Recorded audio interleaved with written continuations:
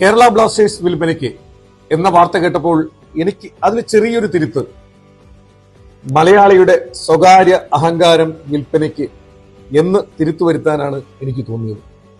കാരണം വേറൊന്നുമല്ല, കഴിഞ്ഞ കുറെ കാലങ്ങളായി മലയാളി ഫുട്ബോൾ ആരാധകരുടെ സ്വകാര്യ അഹങ്കാരവും പൊങ്ങച്ചവുമാണ് കേരള ബ്ലാസ്റ്റേഴ്സ് എന്ന് പറയുന്ന ISL ടീം.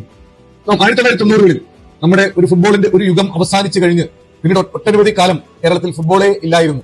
ആ കാലഘട്ടത്തിന് ശേഷം ISL-ലൂടെ നമുക്ക് ലോട്ടറിയായി കിട്ടിയ കേരള ബ്ലാസ്റ്റേഴ്സ് വന്നപ്പോഴാണ് നമ്മൾ മലയാളികൾ വീണ്ടും ഫുട്ബോളിനെ കുറിച്ച് സംസാരിക്കാൻ തുടങ്ങിയത്, നമ്മുടെ നാട്ടിലെ ഫുട്ബോളിനെ കുറിച്ച് സംസാരിക്കാൻ തുടങ്ങിയത്. അതോടൊപ്പം കേരള ബ്ലാസ്റ്റേഴ്സിന് മഞ്ഞപ്പട എന്ന് പറയുന്ന ലോക പ്രശസ്തരായ ഒരു ആരാധക കൂട്ടായ്മയും കിട്ടി. എന്നാൽ ഒരു ക്ലബ്ബ് പലതരത്തിലുള്ള പ്രശ്നങ്ങൾ നേരിടുന്ന സമയത്ത് എങ്ങനെയാണ് ആരാധകർ പ്രതികരിക്കരുത് എന്നതിനുള്ള ഏറ്റവും മികച്ച ഉദാഹരണമാണ് മഞ്ഞപ്പട. കാരണം വേറൊന്നുമല്ല, എനിക്ക് ഓർമ്മ വരുന്നത് 1992-ൽ ഇംഗ്ലണ്ടിൽ നടന്ന ഒരു സംഭവമാണ്.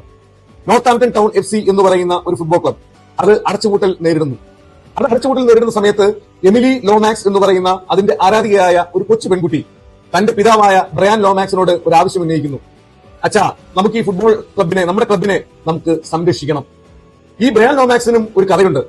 അദ്ദേഹം കൊച്ചുകുട്ടിയായിരിക്കുന്ന സമയത്ത്, 11 വയസ്സായിരിക്കുന്ന കുട്ടിയായിരിക്കുന്ന സമയത്ത്, അന്ന് അദ്ദേഹം പിന്തുടർന്നിരുന്ന ആൽഡ്രിജാം FC എന്ന് പറയുന്ന ക്ലബ്ബ് അത് അടച്ചുപൂട്ടൽ ഭീഷണി നേരിടുകയാണ്.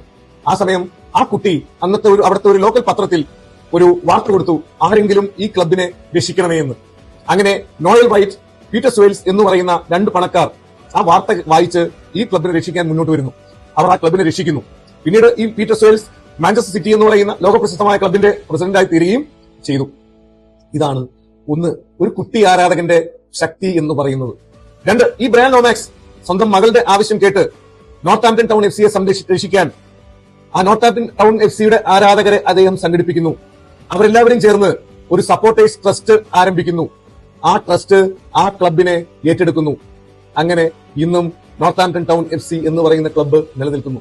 അവിടെയാണ് 1992-ൽ ബ്രിട്ടനിൽ ആരംഭിച്ച സപ്പോർട്ടേഴ്സ് ട്രസ്റ്റ് മൂവ്മെന്റിന്റെ പ്രസക്തി. യഥാർത്ഥത്തിൽ ഇതാണ് ഫുട്ബോൾ ആരാധകരുടെ ശക്തി, ഫുട്ബോൾ ആരാധനയുടെ കമ്മിറ്റ്മെന്റ്. പല രാജ്യങ്ങളുടെയും ജേഴ്സി ധരിച്ച് ഫുട്ബോൾ ആരാധകരാണെന്ന് വേഷം കെട്ടി നടന്ന നമ്മുടെ നാട്ടിലെ ആരാധകരിൽ, നമ്മുടെ നാട്ടിലെ രാഷ്ട്രീയക്കാരിൽ, നമ്മുടെ നാട്ടിലെ മാധ്യമങ്ങളിൽ ആർക്കെങ്കിലും നട്ടെല്ലുണ്ടോ കേരള ബ്ലാസ്റ്റേഴ്സ് എന്ന് പറയുന്ന ഈ നമ്മളുടെ സ്വകാര്യ അഹങ്കാരത്തെ രക്ഷിക്കാൻ?